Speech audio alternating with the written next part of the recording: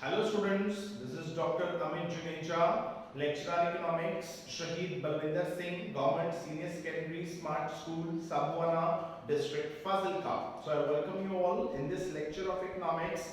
So in today's lecture, we will discuss about the total expenditure method for the measurement of price elasticity of demand. In the last lecture, we make a table for the total expenditure method. In order to analyze that table, it's necessary that we recall what we have done in the last lecture. So in the total expenditure method, मैंने ये बात कही थी कि total expenditure method के अंदर हम price elasticity of demand को कैलकुलेट करेंगे by analysing the impact of change in price on the total expenditure incurred on that commodity. So what are the various options? First we take the price, then we take the demand, and then we take the total expenditure on that commodity. So we have taken three options in the last lecture. So price is 2, demand is 4, and the total expenditure is 8. Okay, then price is 1, price falls, then there is a corresponding rise in the demand. So total demand rises to 6 and the total expenditure is 6, because now the price is ₹1, the demand is of 6 student, and the total expenditure is 6 rupees. Second option. In the second option, price is 2, demand is 4, total expenditure is 8. Price falls to ₹1, and as the correspondingly demand rises. Demand rises to 8 rupees, and the total expenditure is also 8.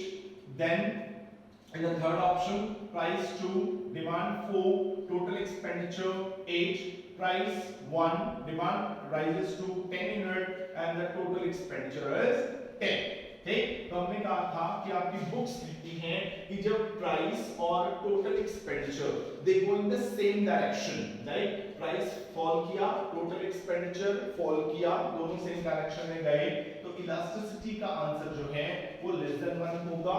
अगर price change होता है उसका total expenditure के ऊपर कोई effect नहीं पड़ता, मतलब टोटल एक्सपेंडिचर उतना का उतना ही रहता है, तो इलास्टिसिटी इक्वल टू 1 होगी।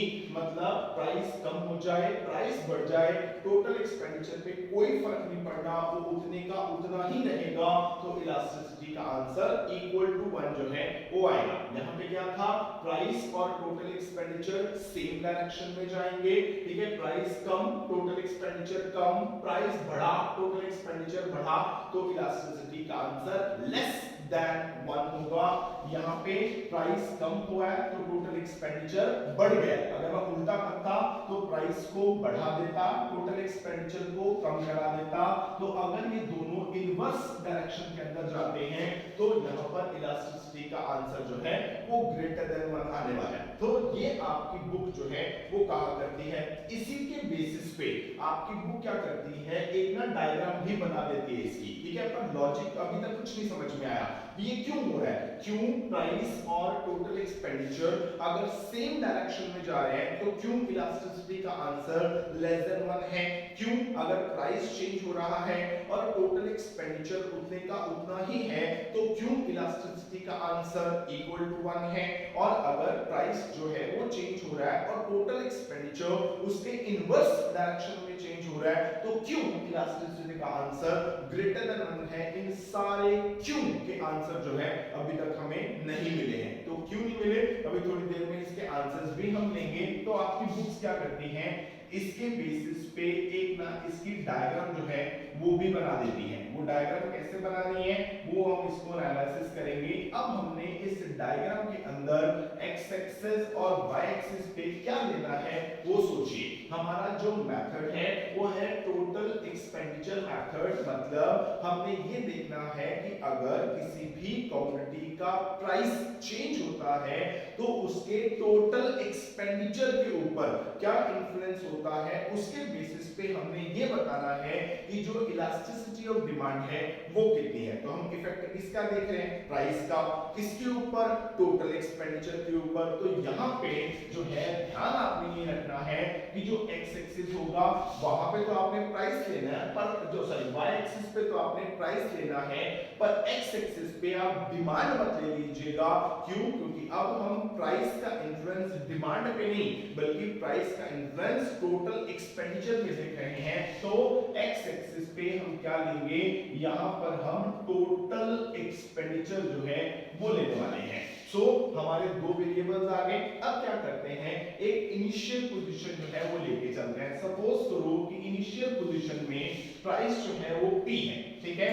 P के अकॉर्डिंगली जो डिमांड है वो कुछ थी और उसके अकॉर्डिंगली हम टोटल एक्सपेंडिचर जो है यहाँ पे प्राइस P1 है और टोटल एक्सपेंडिचर E1 है। अब ध्यान देना, मैं यहाँ पे E1 को डिमांड नहीं दिखा रहा हूँ, मैं क्या दिखा रहा हूँ, मैं E1 को टोटल एक्सपेंडिचर दिखा रहा हूँ। अगर मुझे डिमांड को कैलकुलेट करना है तो so we can calculate easily. कैसे, अब देखो प्राइस कितना है OP1, एक्सपेंडिचर कितना है OE1। सपोज करो कि जो OP1 है, ये जो मैंने डिस्टेंस लिया ये 5 रुपीस का है, यहाँ पे मैंने इसको 5 ले लिया, यहाँ पे मैंने x एक्सिस पे क्या लिया, टोटल एक्सपेंडिचर वो कितना है OE1।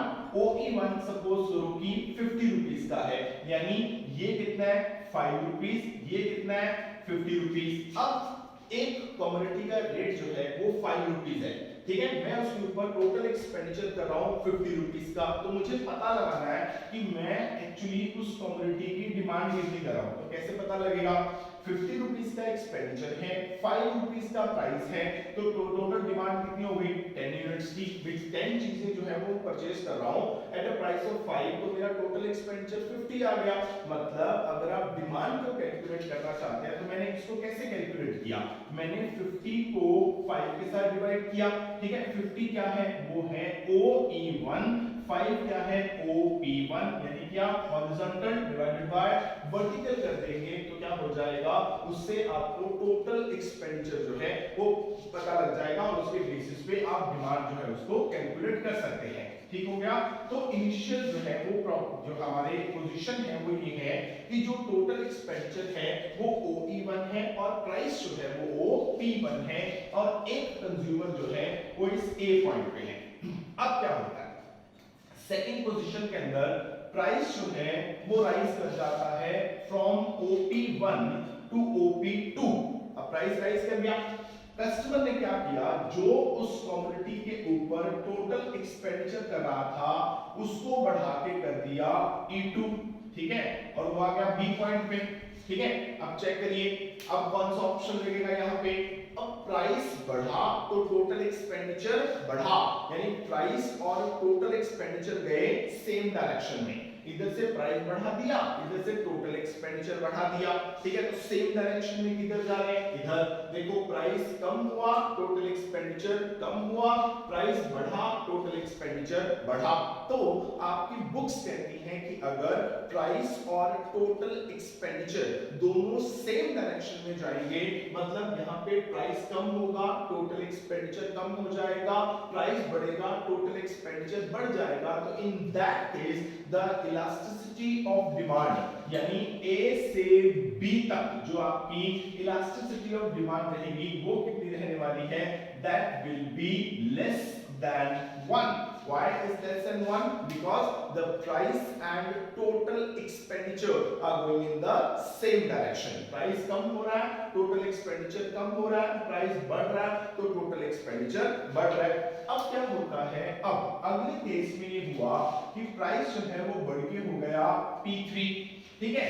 P3 हुआ तो अब एक कस्टमर जितना एक्सपेंडिचर पहले कर रहा था अब भी वो उतना ही कर रहा है, यानी प्राइस P2 से P3 हुआ, उसका एक्सपेंडिचर पहले भी OE2 था, अब भी OE2 है। अब क्या हुआ, प्राइस बढ़ा, टोटल एक्सपेंडिचर उतने का उतना, कोई चेंज नहीं आया। मतलब देखो प्राइस कम हुआ, टोटल एक्सपेंडिचर 8 का 8, यानी प्राइस कम हुआ, टोटल एक्सपेंडिचर सेम, प्राइस बढ़ा, टोटल एक्सपेंडिचर सेम, कोई फर्क नहीं पड़ा। So according to this from B to C the elasticity of demand is equal to 1. Clear? Now we comes to another option, price बढ़ के P4 हो गया, ठीक है, प्राइस फिर बढ़ा, जो कस्टमर का टोटल एक्सपेंडिचर था that falls from E2 to E4. अब क्या हुआ, प्राइस बढ़ा, टोटल एक्सपेंडिचर कम, यानी प्राइस बढ़ा तो टोटल एक्सपेंडिचर कम हो गया, मतलब प्राइस और टोटल एक्सपेंडिचर क्या गए, इनवर्स डायरेक्शन में, भी प्राइस बढ़ा दिया और टोटल एक्सपेंडिचर को कम करा दिया. जैसे यहाँ पे देखो, प्राइस को कम किया था तो टोटल एक्सपेंडिचर को बढ़ाया था, यहाँ पे मैंने प्राइस को बढ़ा दिया और टोटल एक्सपेंडिचर को कम करा दिया, इनवर्स डायरेक्शन में गए और जो कस्टमर है वो आ गया इस डी पॉइंट पे, ठीक है. From C to D the elasticity is greater than 1 according to this. ठीक है, तो अगर अब हम इस सारे एनालिसिस को इकट्ठा करते हैं, मतलब मैं क्या करूं, ये जो मैंने A to B, B to C, C to D गया था, अगर मैं इन सारे पॉइंट्स को एक और लाइन से मिला दूं तो ये जो मेरी ब्लैक लाइन बन रही है यहाँ पे, जिसको मैं थोड़ा बोल्ड करने जा रहा हूं ताकि ये क्लियरली विजिबल हो सके, तो ये जो ब्लैकिश लाइन आपको नजर आ रही है जो इस टाइम पे मैं ड्रॉ कर रहा हूं, what is this, this curve is the total expenditure curve, ठीक है, क्योंकि ये क्या दिखा रही है, ये प्राइस में चेंज होने पे टोटल एक्सपेंडिचर के ऊपर क्या इन्फ्लुएंस होता है उसको दिखा रही है, तो ये हमारी टोटल एक्सपेंडिचर कर्व जो है वो बन गई, ठीक है. तो आपकी बुक वाले ने क्या किया, पहले तो ये बता दिया कि अगर price and total expenditure same direction में जाते हैं तो इलास्टिसिटी लेस देन 1 होगी, प्राइस कम करा दिया, टोटल एक्सपेंडिचर कम करा दिया, प्राइस बढ़ा दिया, टोटल एक्सपेंडिचर बढ़ा दिया, आंसर लेस देन 1 आएगा. प्राइस कम कराया, टोटल एक्सपेंडिचर सेम, प्राइस बढ़ा दिया, टोटल एक्सपेंडिचर सेम, तो आंसर इक्वल टू 1 आएगा. प्राइस कम कराया, टोटल एक्सपेंडिचर बढ़ा दिया, प्राइस बढ़ा दिया, टोटल एक्सपेंडिचर कम करा दिया, तो आंसर जो है वो क्या होगा, वो ग्रेटर देन 1 होगा. तो ये आपको बुक के अंदर जो है वो मिल जाता है, पर जैसे मैंने पहले कहा था कि इसका लॉजिक क्या है, वो लॉजिक नहीं मिलता, तो हम उस लॉजिक को जो है वो देखने वाले हैं. देखो, जो हमारा लास्ट मेथड था जिसको हमने नाम दिया था परसेंटेज मेथड और प्रोपोर्शनल मेथड, वो मेथड इसके बेस के तौर पे जो है वो काम कर रहा है, ठीक है. अब ये जो आंसर आ रहा है ना आपके, बिलो द टोटल एक्सपेंडिचर बढ़ रहा है या कम हो रहा है या सेम रह रहा है, इसका बेस जो है वो आपका प्रोपोर्शनल मेथड और द परसेंटेज मेथड है जो हम ऑलरेडी कर चुके हैं. अगर हम उसको फिर से देखें तो अब उसमें हमने इलास्टिसिटी को कैसे मेजर किया था, हमने कहा था ED, ED किसके बराबर है, माइनस, हमने कहा कि percentage change in quantity demanded divided by the percentage change in price, यही हमने किया. अब हम इसी फॉर्मूले से इसको कैलकुलेट करेंगे, देख लेना कि आंसर आपको अपने आप मिल जाएगा, ठीक है. मतलब ये फॉर्मूला जो है वो हर एक मेथड के बेस के तौर पे काम करता है, तो इसके चक्कर में भी यही चल रहा है. कैसे, अब सोचो, अब आपका प्राइस जो है वो 2 रुपए से 1 रुपए हुआ, आपकी डिमांड जो है वो 4 रुपए से 6 हुई, क्योंकि टोटल एक्सपेंडिचर तो बाद की बात है, मतलब जब तक आपको ये नहीं पता कि आपने डिमांड कितनी चेंज करानी है तो आप टोटल एक्सपेंडिचर कैसे कैलकुलेट करेंगे. अब सोचो हुआ क्या, जो आपका टोटल एक्सपेंडिचर जो है वो पहले 8 था, वो 6 था, वो कैसे आया, जब आपने पहले 4 यूनिट की डिमांड करी तो आपका टोटल एक्सपेंडिचर 8 था, आपकी प्राइस 1 पे आपने 6 यूनिट की डिमांड की तो टोटल एक्सपेंडिचर 6 था. यानी जब प्राइस 2 से 1 हुआ तो आपकी डिमांड 4 से 6 हुई. अब सोचो कि जब डिमांड 4 से 6 हो रही है तो कितने परसेंट डिमांड बढ़ रही है. अब ये सोचो, लगाओ हिसाब किताब, पहले डिमांड 4 थी, अब डिमांड जो है वो 6 हुई है, तो कितने परसेंट बढ़ी, तो 4 का 6, इधर प्राइस जो है वो 1 से 2 या 2 से 1 हुआ, तो इसमें कितना चेंज आया, दोनों का कंपैरिजन करें तो आपको आंसर जो है वो अपने आप मिल जाएगा. कैसे, अब सोचो, कि अगर डिमांड 4 से 6 हुई है तो पहले अगर इसको परसेंटेज निकाले, क्योंकि जो हमारा ये वाला मेथड है वो डिमांड में एब्सोल्यूट चेंजेस नहीं लेता, वो कौन से लेता है, परसेंटेज चेंजेस लेता है। तो 4 to 6 होना मतलब डिमांड आपकी कितनी बढ़ गई, 50% जो है वो बढ़ गई। तो 50% बढ़ी तो प्लस 50% आया, ठीक है। देख लीजिए अब डिमांड में जो चेंज आया, प्राइस में चेंज उसका इनवर्स लेना है, क्योंकि उल्टा चेंज लेना है। अब प्राइस आपका 1 to 2 या 2 to 1 तो कितना चेंज आया, 100% का, ठीक है। तो अब ये माइनस 100% हुआ, माइनस माइनस कैंसिल, इसको कैंसिल करो तो आंसर कितना आता है, 1/2 आता है, व्हिच इज लेस देन 1। मतलब आपने क्या करना है, जो डिमांड है उसको ऊपर से नीचे लेके आना है, प्राइस को नीचे से ऊपर लेके जाना है, ताकि हम दोनों को इनवर्सली एक दूसरे के साथ कोरिलेट कर सकें। मतलब जो डिमांड है उसको 4 to 6 बढ़ाना है, यानी 50% राइज करना है, इसको 1 to 2 जाना है, मतलब इसको 100% बढ़ा देना है। तो देख लीजिए आंसर आपका 1/2 अपने आप आ गया। दूसरा ऑप्शन देखिए, अब यहाँ पे क्या हुआ, डिमांड आपकी 4 to 8 हुई, ठीक है, तो कितनी राइज हुई, 100%, ठीक है, 4 to 8 हो गई 100%। प्राइस आपका 1 to 2, क्योंकि इधर अगर मैं ऊपर से नीचे आया हूं तो इधर मुझे नीचे से ऊपर जाना पड़ेगा। प्राइस 1 to 2 हुआ तो भी कितना हुआ, 100%, 100 कैंसिल बाय 100 कितना आएगा, 1। आपका आंसर 1 पड़ा, चेक कर सकते हैं, ठीक है।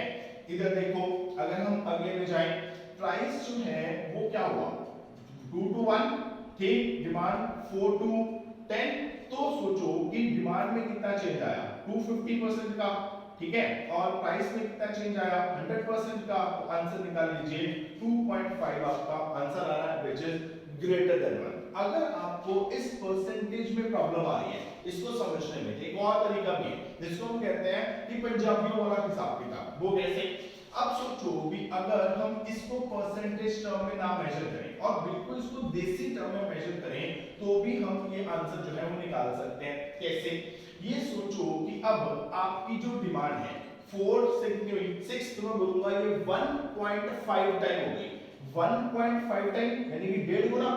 प्राइस कितना चाहिए, प्राइस अब अगर मैंने कहा कि डिमांड में ऊपर से नीचे आना है तो प्राइस में नीचे से ऊपर जाना है, तो डिमांड आपकी 4 to 6 हुई, यानी कि 1.5 टाइम, 1.5 गुना।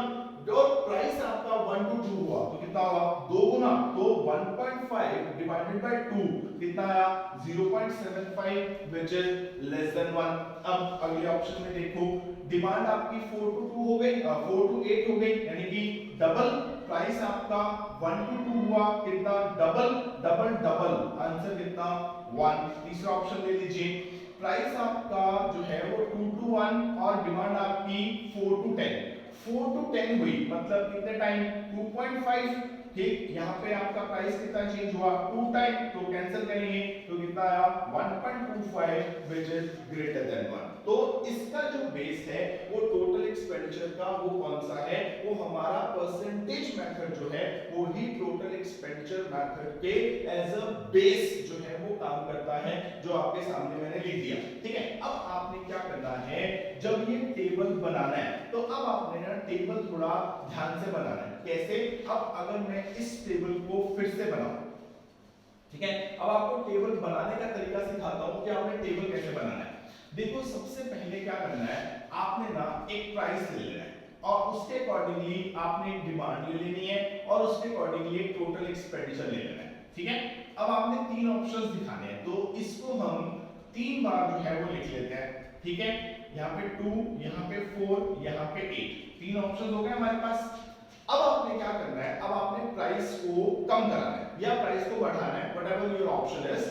तो प्राइस को अगर कम करा लेंगे थोड़ा इजी रह जाएगा, तो प्राइस को आपने क्या कर देना है, कम करा देना है। प्राइस को कम करा दिया, अब आपने ये देखना है कि आपने एक केस में क्या करना है, टोटल एक्सपेंडिचर को बढ़ाना है, एक केस में सेम रखना है और एक केस में आपने उसको फॉल कराना है। क्योंकि आपने प्राइस फॉल कराया है, प्राइस फॉल कराया है तो क्या होगा, एक बार टोटल एक्सपेंडिचर कम कराना है, एक बार टोटल एक्सपेंडिचर बढ़ाना है, एक बार आपने सेम रखना है। अब आपने क्या करना है, यहाँ पे टोटल एक्सपेंडिचर को कम करना है, पर ध्यान रखो ये भी ना हो जाए कि आप यहाँ पे टोटल एक्सपेंडिचर 8 से कम करके 2 कर दो। क्यों, क्योंकि अगर आपने इसको 8 से कम करके 2 कर दिया, अब सोचो ₹1 की चीज है, आप उसके ऊपर टोटल एक्सपेंडिचर कितना कर रहे हैं, ₹2 का, मतलब डिमांड कितनी कर रहे हैं, 2 की। अब सोचो प्राइस फॉल किया, डिमांड आपकी फॉल कर गई, मतलब आपका एनालिसिस गलत, क्यों, क्योंकि आपने लाभ डिमांड को ही फेल करा दिया।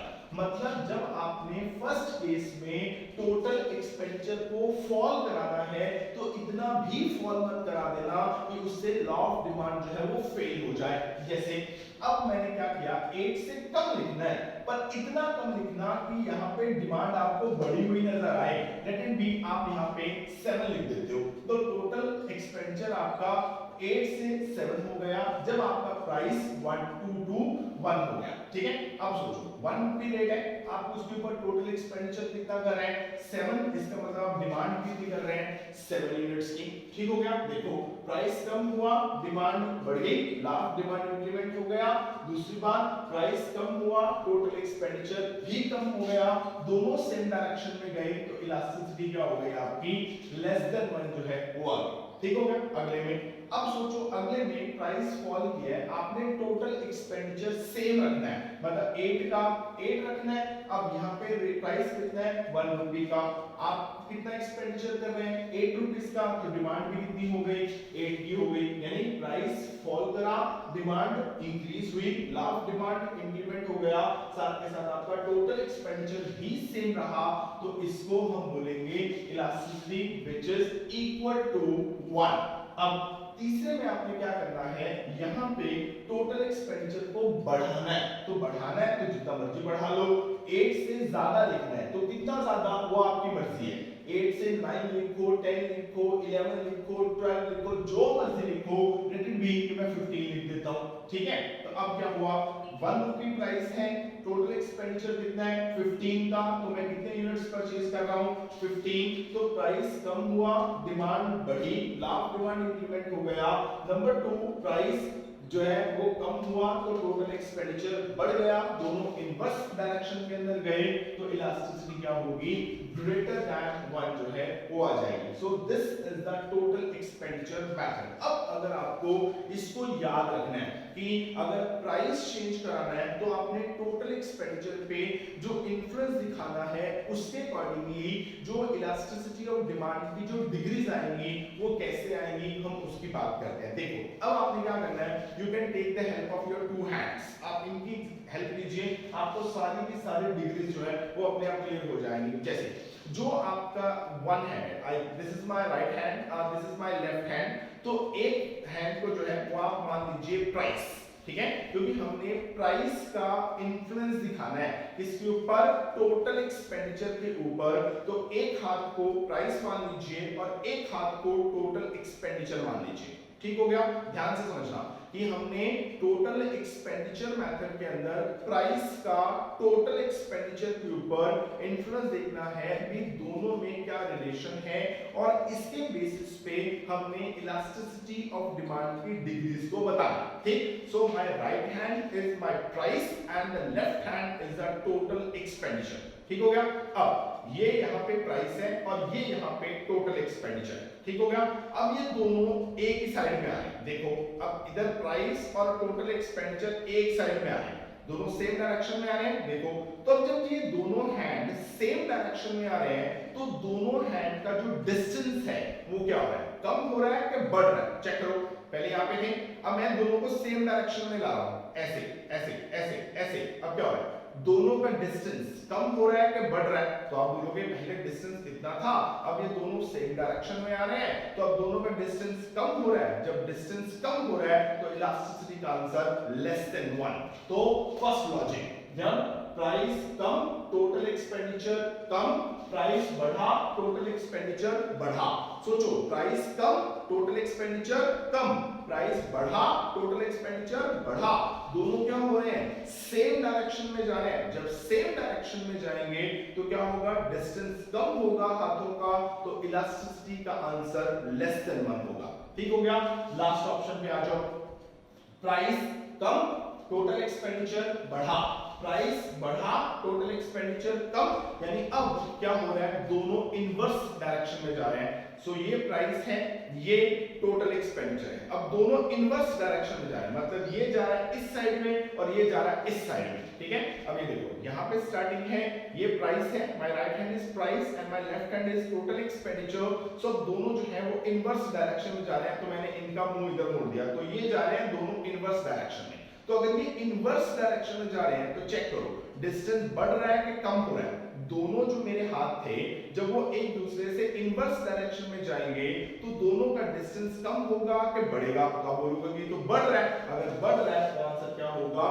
ग्रेटर देन 1 होगा। यानी जब प्राइस और टोटल एक्सपेंडिचर इनवर्स डायरेक्शन में जाए, एक बढ़े दूसरा कम हो, एक कम हो दूसरा बढ़े, उल्टा जाएंगे, जब उल्टा जाएंगे तो हाथों का डिस्टेंस बढ़ेगा, तो आपकी इलास्टिसिटी का आंसर जो है वो क्या होगा? ग्रेटर देन 1 होगा। तो ग्रेटर देन 1 आ गया, ठीक है। तीसरा ऑप्शन। अब सोचो, वो कहता है टोटल एक्सपेंडिचर तो चेंज ही नहीं हो रहा, यानी दोनों यहीं पे खड़े हुए हैं। अगर यहीं पे खड़े हुए हैं तो आंसर कितना आएगा? Equal to 1। तो रिपीट कर लेते हैं, अगर प्राइस और टोटल एक्सपेंडिचर सेम डायरेक्शन में आएंगे तो डिस्टेंस कम होगा, तो आंसर लेस देन 1। अगर इनवर्स डायरेक्शन में जाएंगे डिस्टेंस बढ़ेगा, तो आंसर ग्रेटर देन 1। अगर वहीं के वहीं पे खड़े रह जाते हैं, चेंज ही नहीं आता, तो आंसर इक्वल टू 1। इस तरह से आप इस 3 डिग्रीज को जो है वो याद रख सकते हैं। So this is the total expenditure method for the calculation of a price elasticity of demand. अब ये कोई क्रैमिंग नहीं है कि अगर प्राइस और टोटल एक्सपेंडिचर सेम डायरेक्शन में गए, प्राइस चेंज हुआ, टोटल एक्सपेंडिचर सेम रहा, प्राइस कम हुआ, टोटल एक्सपेंडिचर बढ़ गया, तो answer less than 1, equal to 1, greater than 1। Cramming नहीं है। इसके पीछे जो मेथड काम कर रहा है वो हमारा परसेंटेज मेथड है। कैसे काम कर रहा है? अब देखो यहाँ पर जो है प्राइस डबल हुआ और आपकी डिमांड डबल नहीं हो पाई। अगर डबल होती तो यहाँ पे 8 होता, तो डबल से कम हुई, मतलब डिमांड में चेंज प्राइस के कंपैरेटिवली कम आया, तो आंसर लेस देन 1। प्राइस यहाँ से डबल हुआ, डिमांड यहाँ से डबल हुई, डबल डबल इक्वल, तो आंसर कितना?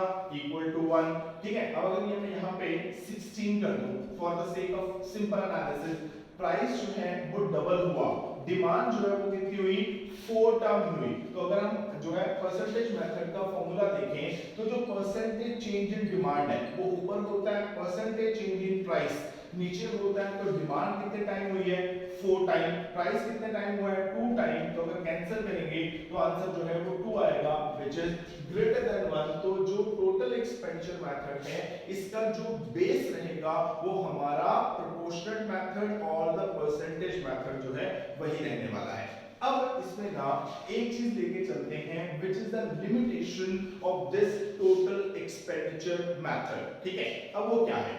हमने ये कहा था कि जो प्राइस इलास्टिसिटी ऑफ डिमांड होता है उसकी ना 5 डिग्रीज होती है ना। हमने 5 डायग्राम भी बनाई थी। एक हमने कहा था कि जो इलास्टिसिटी का आंसर 0 हो सकता है, एक इलास्टिसिटी का आंसर जो है वो लेस देन 1 हो सकता है, इलास्टिसिटी का आंसर इक्वल टू 1 हो सकता है, इलास्टिसिटी का आंसर जो है वो ग्रेटर देन 1 हो सकता है, और इलास्टिसिटी का आंसर जो है वो इन्फिनिटी हो सकता है। तो there are 5 degrees of the price elasticity of demand, यही बोला था। अब अगर आपको ये टेबल दिख रहा है तो इस टेबल के अंदर हमने कौन-कौन सी डिग्रीज को कैलकुलेट किया।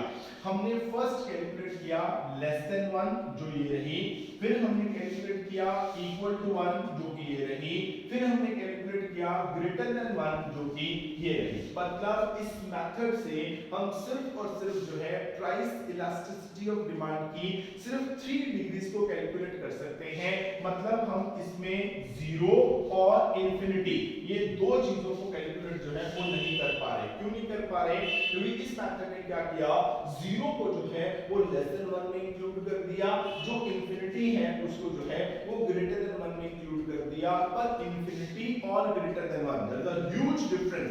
हम दोनों को दो के अंदर मर्ज नहीं कर सकते, ये मेथड मर्ज कर देता है।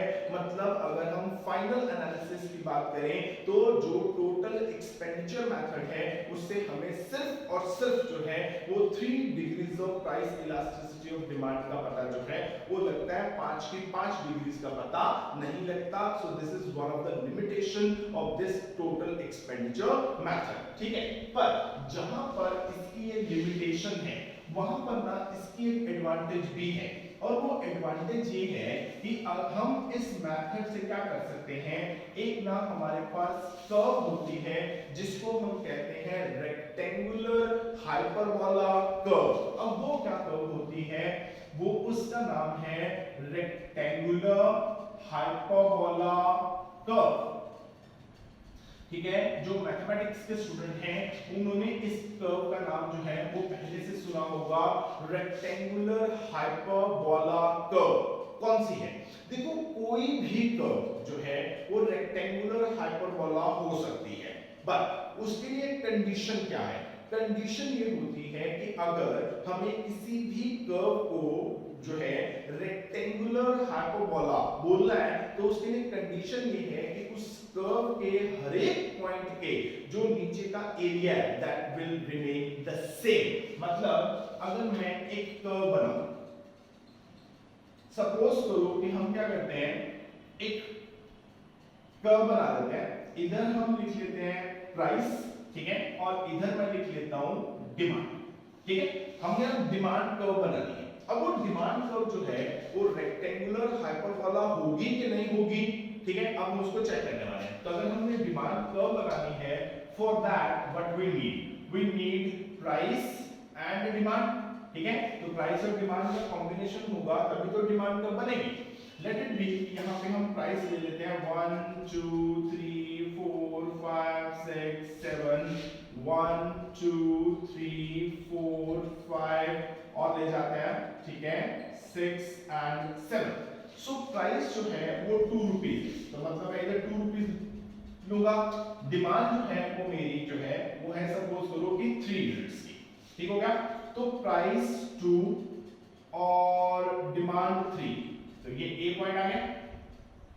प्राइस बढ़ के 3 रुपीज हो गया, ठीक है। तो मेरी डिमांड जो है वो कम होके 1 यूनिट की होगी, तो प्राइस 3 और डिमांड कितनी हो गई 1 यूनिट की। तो मैं यहां पे आ गया बी पॉइंट पे, प्राइस जो है वो हो गया 5 रुपीज का और मेरी डिमांड हो गई 0.5 यूनिट की। अब 0.5 कहां पे आएगा, 1 और 0 और 1 के बीच में, तो प्राइस 5 और मेरी डिमांड है यहां पर 0.5 यूनिट की, ठीक है। तो मैं आ गया सी पॉइंट पे, तो मैंने इस ए बी और सी को मिला दिया, तो ये मेरी बन गई डिमांड कर्व, ठीक है, जिसमें क्या हो रहा है, प्राइस आपका बढ़ रहा है तो डिमांड आपकी कम हो रही है, ठीक हो गया। अब प्राइस बढ़ रहा है तो डिमांड कम हो रही है, मतलब लास्ट डिमांड तो इंप्लीमेंट हो गया। अब हमें चेक करना है कि ये जो डीडी डिमांड कर्व बनी है, क्या ये डीडी डिमांड कर्व को मैं रेक्टेंगुलर हाइपरबोला बोल सकता हूं। मैंने कहा था कि किसी भी कर्व को रेक्टेंगुलर हाइपरबोला हम सिर्फ तभी बोल सकते हैं जब उसके हर एक पॉइंट के नीचे का एरिया सेम रहेगा। अब चेक करो, अगर हम ए पॉइंट के नीचे का एरिया कैलकुलेट करना चाहते हैं, तो अगर प्राइस 2 रुपीस है और उसके अकॉर्डिंगली डिमांड 3 है, तो हम इस ए पॉइंट पे हैं। अब एरिया किसके बराबर होता है, एरिया होता है लेंथ इनटू ब्रेड्थ के इक्वल, तो लेंथ कितनी 2, ब्रेड्थ कितनी यहाँ पे 3, तो 2 into 3 एरिया कितना आएगा 6, ठीक है। अगर हम इस बी पॉइंट पे चले गए तो लेंथ एंड ब्रेड्थ कितनी 3 और 1, तो एरिया कितना आया 3।